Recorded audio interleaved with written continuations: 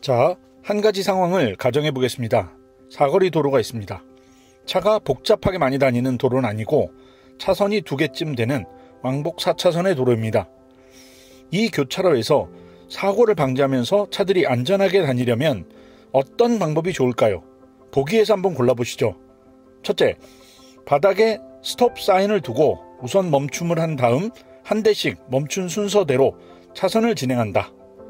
둘째, 교통신호등을 달고 신호에 따라 자동차가 차선을 진행하게 한다. 셋째, 교통신호등을 달고 신호에 따라 자동차가 차선을 진행하게 한다. 이때 CCTV를 이용해 운전자와 동승객이 누구인지 촬영한다. 이게 뭔 질문이냐고요? 눈치채신 분들도 있겠지만 국가마다 사거리, 즉 교차로를 활용하는 방법이 다릅니다. 첫째 방법은 미국이 사용하는 방법입니다. 둘째 방법은 한국이 사용하는 방법입니다. 셋째 방법은 중국이 사용하는 방법입니다. 이 세 가지 운행 방법 차이에서 국가 운영의 원리 차이가 보이시나요? 이번 영상은 미국 도로에 있는 스톱 사인과 운영 원리를 이야기해 보려 합니다. 사소한 주제지만 이 주제를 통해 미국이 왜 패권 국가가 되었는지를 다루어 보려 합니다. 즉, 미국의 운영 원리를 통해 미국을 지탱하는 힘에 대해 살펴보겠습니다. 미국이 강조하는 자유주의를 편하게 이해할 수 있으니 함께 하시죠. 미국 도로의 스톱 사인. 미국 도로에는 바닥에 스톱 사인이 있습니다. 미국에서 운전해 보신 분들은 아실 겁니다. 한국은 신호등과 안내판 위주라서 익숙하지 않습니다.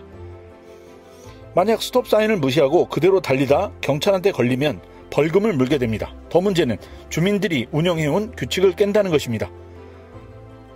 차가 붐비지 않는 사거리 교차로는 4곳에 스톱 사인이 있습니다. 여기서는 스톱 사인에 2-3초간 멈춘 다음 멈춘 순서대로 출발합니다. 즉, first in, first out입니다. 만약 내 차가 사거리에 3번째로 들어왔다면 앞에 2차가 자기 방향으로 출발한 다음에 내가 가면 됩니다. 한국처럼 직진차 우선이 아닙니다. 한국, 중국과의 차이. 미국의 스탑 사인은 뭐가 특별할까요? 미국 방식의 핵심은 개인의 자유를 존중하는 것입니다. 도로는 차들이 다니는 곳입니다. 그러니 특별한 위험이 있지 않는 한 국가가 간섭을 하지 않는 것입니다. 그래서 도로 아래에 스톱 사인만 표시해 줍니다. 그럼 개인들은 자신이 온 순서대로 도로를 통과하면 됩니다. 막히지 않는 도로에 정부가 나서서 세금을 써가면서 경찰을 배치할 필요도 없고 신호등을 세워서 전기를 사용하면서 불필요하게 차를 잡아둘 필요도 없는 것입니다.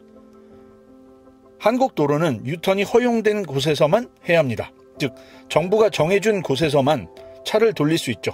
그런데 미국 도로는 유턴을 금지한 곳에서만 유턴을 하면 안 됩니다. 나머지 도로는 가능합니다. 국가가 대체로 개인의 자유를 인정하되 타인을 불편하게 만들 상황에서만 개입해서 자유를 제한하는 것입니다. 이것은 철학자 존 스튜어트 밀이 말한 자유의 제한 기준과 같습니다.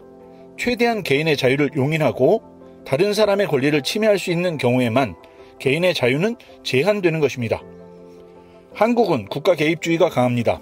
국가가 교통 규칙을 비롯해 많은 부분의 질서를 좌우합니다. 한국은 유교의 영향과 함께 1960년대 경제 발전을 이룬 발전주의 국가 모델을 사용한 영향이 큽니다. 발전주의 국가 모델은 일명 박정희 모델이라고 해서 중앙정부의 계획하에 경제 발전을 이루기 위해 경제기획원을 만들고 집중적으로 자원을 투자한 것을 의미합니다. 아마 연배가 좀 있는 분들은 경제기획원 오랜만에 들어보실 겁니다. 그럼 중국은 어떤가요? 중국은 국가가 CCTV 등을 최대한 적극적으로 활용해 인민들의 이동 경로를 추적하고 감시합니다. 안면 인식 기술이 가장 발달해 어떤 사람이 어떤 경로로 이동했는지를 추적 관찰할 수 있습니다. 중국은 국가의 개입주의가 가장 강한데 개인의 자유를 억압하는데 국가의 권력을 사용합니다.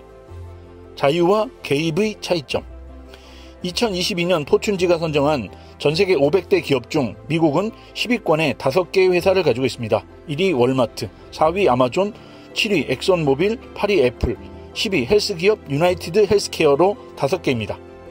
중국은 3위 국가전망공사, 5위 석유공사, 6위 시노팩 3회사를 가지고 있습니다. 미국이 민간 회사인데 비해 중국은 모두 국영기업입니다. 500개 기업 중 미국이 136개로 3년 만에 135개인 중국을 누리고 1위가 되었습니다. 중국은 2020년 143개까지 늘어났다가 줄어들었고 미국은 2020년 122개에서 13개가 늘었습니다. 중국이 코로나 이후 경제 성장세가 약화되었기 때문으로 해석됩니다. 그런데 여기서 중요한 것이 있습니다. 미국은 대체로 민간이 주도하는 회사들입니다. 즉 개인들이 주도해서 거대 기업을 이룬 것입니다. 이들 기업이 미국 패권을 이루는 토대입니다. 반면 아직 경제 발전상 중진국 수준에 있는 중국은 국영기업들이 많습니다. 게다가 공동부유론으로 중국의 민간 회사들의 손실이 커진 영향도 있습니다. 참고로 포춘지 선정 500대 기업에서 한국도 18개 회사를 보유해 6위입니다. 미국의 스탑 사인이 보여주는 것처럼 미국은 개인의 자유를 강조합니다. 민간의 창의력을 강조하고 이런 사고방식이 더 수익이 나는 시장을 개척하게 합니다. 세계적인 회사가 많고 1차 대전 이후 미국이 계속 패권을 유지해오는 이유기도 합니다. 물론 미국도 경제적 양극화가 심각해서 사회 문제가 되고 있지만요. 사이버 안보 분야에서의 차이. 개인의 자유를 강조하는 미국과 국가의 개입을 강조하는 중국은 사이버 안보를 다루는 방식도 많이 다릅니다. 미국은 사이버 안보, 즉 해킹 문제에 대해 민간 기업 보호를 중시하면서 민간과 협력해서 문제를 해결하고자 합니다.